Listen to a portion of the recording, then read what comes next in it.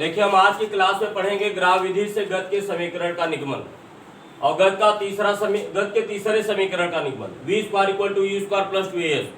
और ये समीकरण तभी वैलिड है जब त्वरण क्या हो, नियत हो। हमने यहाँ पर वेग समय ग्राफ में ये वेग अक्ष और ये समय अक्ष, वेग तथा समय को अक्ष मान के इनके मध्य खींचा गया ग्राफ वेग समय ग्राफ कहलाएगा। क्योंकि यह वेग समय ग्राफ सरल रेखा है इसलिए इसमें त्वरण नियत होगा। गत का समीकरण तभी वैलिड है जब त्वरण नियत हो। कई तरीके से गत के पहले समीकरण, दूसरे और तीसरे का निगमन किया जा सकता ग्राफ में भी। हम यहाँ पर एक विधि का यहाँ यूज करें।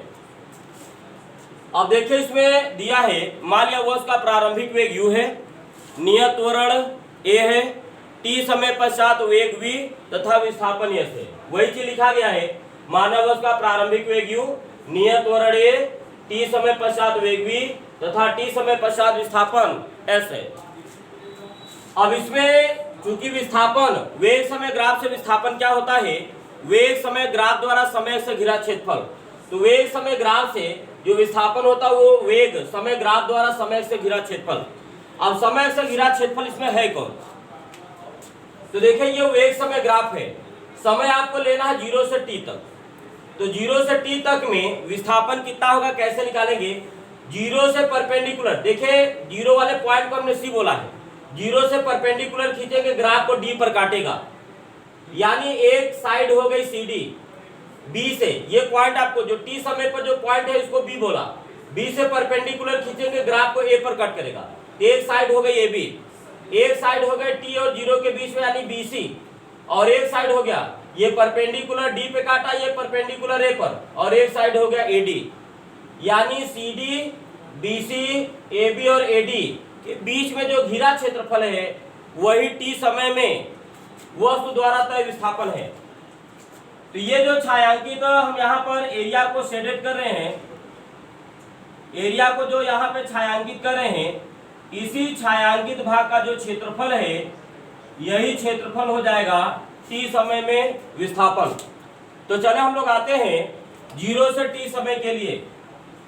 तो 0 से t समय, यहाँ हमने समय t का जिक्र किया हुआ है, ये समय t। तो चले विस्थापन को हम किससे डिनोट करेंगे, s से। तो s इक्वल टू हो जाएगा, s इक्वल टू होगा, यहां देखिए ये जो क्षेत्रफल है वेग समय ग्राफ द्वारा घिरा क्षेत्रफल, ये बन रहा है समलंब। समलंब इसलिए इसको बोल रहे हैं क्योंकि समलंब की खास बात होती है, ये समलंब चतुर्भुज है, दो भुजाएं समांतर होती है और दो भुजा असमांतर। तो इसमें विस्थापन क्या हो जाएगा, समलंब चतुर्भुज का क्षेत्रफल। तो चलिए विस्थापन हो गया, इसमें विस्थापन हो जाएगा वस्तु द्वारा तय विस्थापन, ये हो जाएगा समलंब चतुर्भुज ABCD का क्षेत्रफल।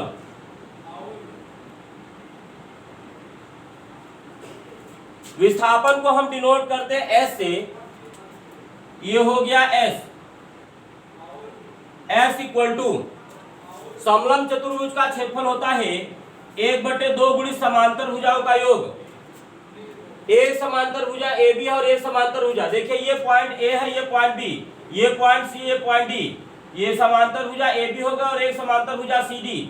यहां लिखेंगे AB प्लस CD इनटू दोनों समांतर भुजाओं के बीच का डिस्टेंस, दोनों समांतर भुजाओं के बीच का जो ऊर्ध्वाधर डिस्टेंस, परपेंडिकुलर डिस्टेंस वो BC है, यहां लिखेंगे BC।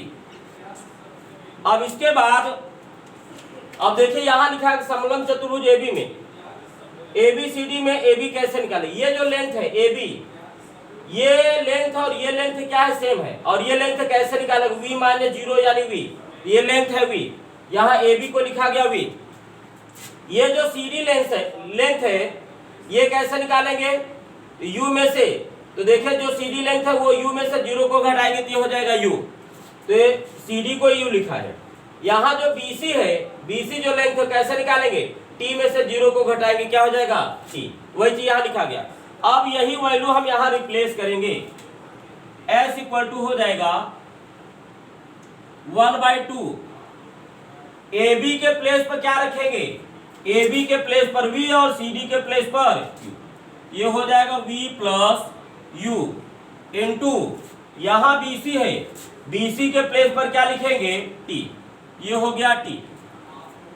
देखिए अब हम यहाँ पे इसको करेंगे क्या, एक तो तरीका ये है कि v बराबर u प्लस ए टी लगाइए, गत का पहला समीकरण उसको सॉल्व करिए, उससे भी मिलेगा।